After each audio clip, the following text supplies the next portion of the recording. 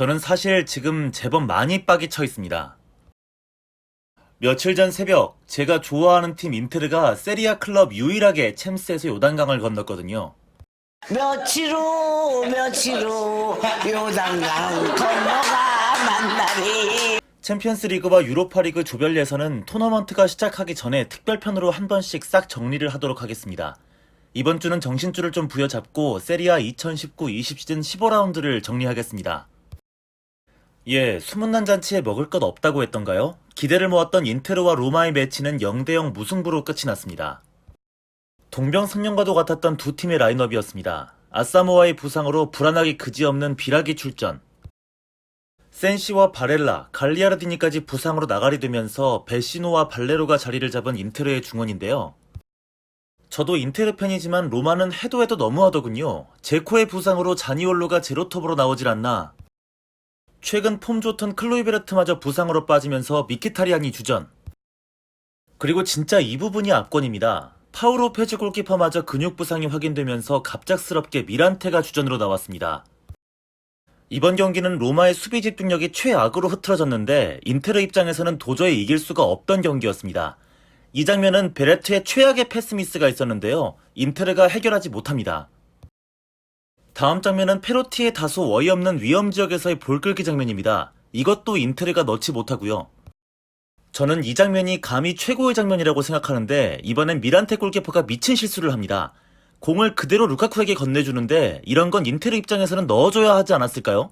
마지막에 브로조비치가 완벽한 1대1 찬스를 잡는데 허공에 날립니다. 하지만 저는 로마의 폰세카 감독이 굉장히 판을 잘 짜왔다고 생각해요. 자니올로가 제로톱으로 뛰면서 얻는 이점이 확실히 있었습니다. 중원 숫자의 우위를 둠으로써 인테르의 중원을 압도하는 모습을 보여줬는데요. 특히 브로조비치를 여러 명으로 봉쇄함으로써 인테르의 볼 흐름을 끊어먹는 모습을 자주 보여줬습니다. 덕분에 인테르는 중원을 거치지 못하는 롱패스에 의존하는 공격을 할 수밖에 없었는데 이 부분은 콘테가 충분히 고민해야 할 문제처럼 보였습니다. 다만 로마는 산토니 부상으로 이른 시간 교체가 됐고 인테르 역시 칸드레바가 부상으로 교체 아웃이 됐는데 두 팀 다 이번 시즌 참 징그럽게도 부상자 많습니다. 안타깝습니다. 다음 경기 살펴볼까요? 아탈란타와 베로나의 경기는 예상 외의 난타전이 됐는데요. 아탈란타가 3대2 역전승을 거뒀습니다. 사실 첫 번째 득점은 아탈란타 입장에서 참 억울할 수 있었습니다. 그라운드에 공이 2개가 들어왔어요. 다소 어리둥절하고 있는 사이 디카르미네가 드로잉을 받아서 그대로 골을 넣어버립니다. 이후 말리노프스키의 미친 슈팅으로 동점. 하지만 베로나도 다시 앞서가는 골을 터뜨립니다. 이후 무리엘의 PK로 다시 동점. 사실 PK골로 세탁은 하긴 했지만 이번 경기도 무리엘은 상당히 좋지 않은 모습이었는데요. 이런 완벽한 찬스를 비롯해서 너무 많이 날려먹었습니다. 하지만 수비수들이 영웅이 된 경기였는데요. 우선 센터백 팔로비노가 드리블을 하고 볼을 띄워줍니다. 그리고 또 한 명의 센터백 톨로이가 볼을 받고 찬스를 만들어주는데요.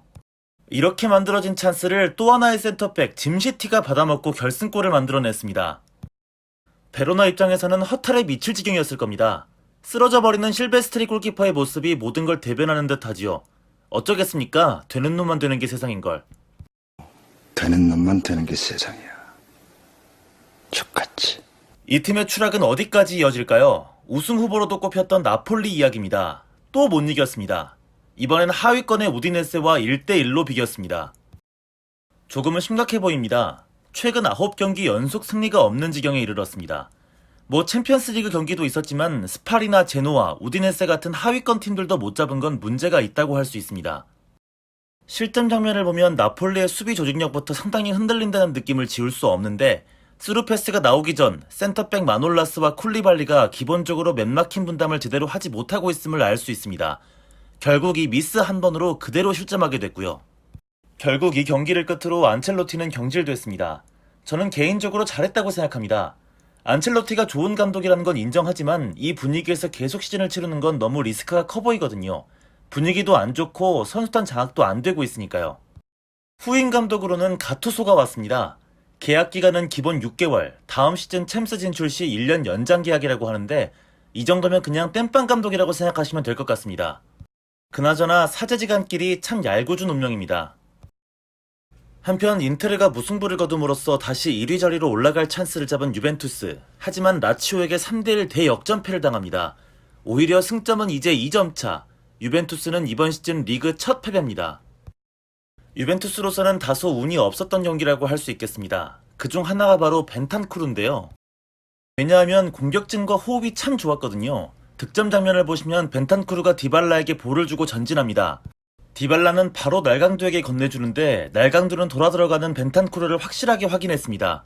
패스를 내준 날강두는 박스 안으로 침투하고 벤탄쿠르는 곧바로 측면에서 크로스, 날강두의 골을 어시스트합니다. 완벽한 패스 게임이었지요. 하지만 벤탄쿠르는 부상으로 전반을 마치지도 못하고 엠레찬과 교체가 되고 말았는데요. 우연찮게도 엠레찬이 나오고 나서 유벤투스의 유기적인 움직임은 거의 사라지고 말았습니다. 또한 거의 패배의 원흉이 되어버린 쿼드라도도 안 짚고 넘어갈 수가 없겠죠. 상대에게 슈팅을 내주는 잦은 패스 미스를 범하고 뒤에서 손을 쓰며 PK도 내줄 뻔하더니 아주 그냥 개태클로 직방 퇴장을 당했습니다. 거기다 보누치와 싸우는 추태까지 보였어요. 쿼드라도가 퇴장당한 이후 유벤투스는 2골을 내리실점하며 역전패를 당하고 말았습니다. 상당히 유벤투스 입장에서는 운이 나빴다고도 할 수 있겠습니다. 반대로 이 경기 가장 빛났던 선수는 라치오의 루이스 알베르토였는데요. 임모빌레가 상당히 컨디션이 좋지 못했습니다. 임모빌레가 PK도 넣지 못했거든요. 그 와중에 루이스 알베르토는 어시스트 2개를 만들어냅니다. 특히 두 번째 골 롱패스 어시스트는 참 지렸습니다. 최근에 라치오 그야말로 미쳤습니다. 유벤투스와 승점 3점 차 3위고요. 7연승을 질주 중입니다. 여기까지만 얘기하고 싶었는데 유로파는 그말실 광탈했습니다. 다음 레체와 제노와의 경기는 2대2 무승부로 끝이 났습니다. 이 경기는 원더골 2개만 소개해드리겠습니다. 너무 쩔었거든요. 판데프의 장거리 슛과 필리포 팔코의 원더골입니다. 다음 경기는 강등권에서 허덕이고 있는 두 팀이 만났습니다. 스팔과 브레시아의 경기였는데요. 브레시아가 1대0으로 승리하면서 꼴찌 탈출했습니다. 발로텔리의 한 골로 승부가 갈렸는데요. 스팔도 크루티치가 골을 넣긴 넣었는데 간발의 차이로 옵사이드에 걸리며 골을 인정받지 못했습니다. 스팔은 PK도 넣지 못했어요. 얄궂게도 두 팀이 자리를 바꿔서 이제 스팔이 꼴등입니다. 역대급 양극화 시즌이 되고 있는 만큼 강등권 다툼도 재미날 것 같습니다. 한 가지 아쉬운 점이 있다면 시즌 초반 정말 상큼하게 터져보고 있는 우리의 스팔클링. 지난 시즌 팀 공격을 주도적으로 이끌었던 에이스 라짜리를 웬만하면 지켰어야 했다고 생각합니다. 다음, 리그 중위권에서 갈 길 바쁜 두 팀이 만났습니다. 토리노와 피오렌티나의 경기는 토리노의 승리로 끝이 났습니다. 두 팀은 사뭇 다른 상황에 놓여 있었습니다. 피오렌티나는 계속해서 리베리가 부상으로 결장한 반면 공격 부진의 골머리를 앓던 토리노는 시몬의 자자가 돌아와서 한숨을 돌릴 수 있는 상황이었지요. 그리고 자자는 계속 활발하게 움직이며 공격을 만들어 가더니 급기야는 선제골까지 집어넣었습니다. 이번 경기에서는 토리노의 안살디가 팀을 승리로 이끌었는데요. 자자의 선취골을 어시스트한 데 이어 혼자 수비진을 찍고 쐐기골을 넣었는데요. 피오렌티나 수비수들의 대처가 조금 아쉽긴 했습니다. 이 많은 선수들이 뒷걸음질만 치면서 전진을 그냥 허용하는데 극단적인 왼발잡이인 안살디의 오른발 슛 페인팅에 두 명의 수비수가 동시에 속아 넘어가는 건 조금 답답하더군요. 결국 가볍게 왼발로 밀어넣는 안살디입니다. 이제 점점 이별의 순간이 가까워져 오는 몬텔라 감독입니다. 안첼로티보다 오래 버틸 줄은 몰랐지만 이제 진짜 한계가 오고 있는 것 같습니다. 그나저나 피오렌티나는 큰일 났습니다. 가뜩이나 리베리 없으면 축구 자체가 안 되는 팀이 돼버렸는데 결국 리베리가 수술을 한다는 소식입니다. 약 2개월간 뛰지 못한다는 보도가 있습니다. 다음 경기입니다. 서서히 상승세를 타나 싶던 삼프도리아가 파르마에게 1대0으로 패하면서 다시 연패에 빠집니다. 승부는 쿠츠카의 오한마골로 갈렸는데 사실 삼프도리아가 질 경기가 전혀 아니었습니다. 오히려 이겼어야 하는 경기였죠. 슈팅과 유효 슈팅도 압도적으로 많았고 골키퍼의 선방 개수도 파르마가 엄청 많았습니다. 삼프도리아의 결정력이 아쉬웠다는 얘기입니다. 파르마 승리의 영웅 바로 세페 골키퍼였는데요. 특히 퀄리아렐라의 PK도 막아냈습니다. 퀄리아렐라는 경기 전 2년 재계약까지 맺었는데 이번 시즌 활약이 많이 아쉽습니다. PK도 못 넣으면 팀이 어떻게 이기겠습니까? 네, 그리고 다음은 사수올로와 칼리아리의 경기입니다. 2대2 무승부로 끝이 났습니다. 현재 세리아에서 가장 무서운 포스의 팀이 바로 칼리아리라고 할 수 있겠습니다. 9월 2일 인테르전에서 패배한 이후 무려 13경기 연속 3개월이 넘는 시간 동안 패하지 않고 있습니다. 지금 포스만 보면 인테르가 어떻게 이겼나 싶습니다. 이번 경기도 허허벌판 뒷공간으로 전반 36분 만에 2골을 먹고 시작했던 칼리아리였는데요. 칼리아리의 뒷심이 장난이 아닙니다. 주앙 페드로의 골과 90분에 터진 라가추의 골로 동점을 만들었습니다. 사수올로는 PK 실축이 참 뼈아팠을 텐데요. 골대 맞고 들어갈 법도 한데 참 아까웠습니다. 이번 라운드는 PK 실축이 참 많았네요. 칼리아리는 이번 라운드도 4위 자리를 지켜내며 계속해서 박터지는 챔스 경쟁이 이어지고 있습니다. 그리고 이번 라운드 마지막 경기는 볼로냐와 밀란의 경기, 밀란이 3대2로 승리하면서 아주 오랜만에 연승을 만듭니다. 밀란 입장에서는 오랜만에 득점이 많이 나온 기분 좋은 경기였는데요. 우선 피용텍, PK지만 또 골맛을 봤습니다. 좋은 징조입니다. 거기다 평소와 달리 몸을 사리지 않는 플레이가 돋보였습니다. 다음은 이제는 밀란의 에이스라고 불러야 할 테오, 이번에도 골을 집어넣었는데요. 수소조차도 정신을 차렸습니다. 수비를 제껴놓은 이 상황, 평소에 수소였다면 어떻게 했을 거라고 보세요? 아마 저랑 생각이 다르지 않으실걸요? 100% 슈팅 때립니다. 그런데 테오를 봐주면서 골을 만들어냈습니다. 믿을 수가 없습니다. 그런데 테오는 자책골까지 넣으면서 진짜 경기를 쥐락펴락했는데요. 뭐 아무렴 어떻습니까? 이기면 된 거 아니겠습니까?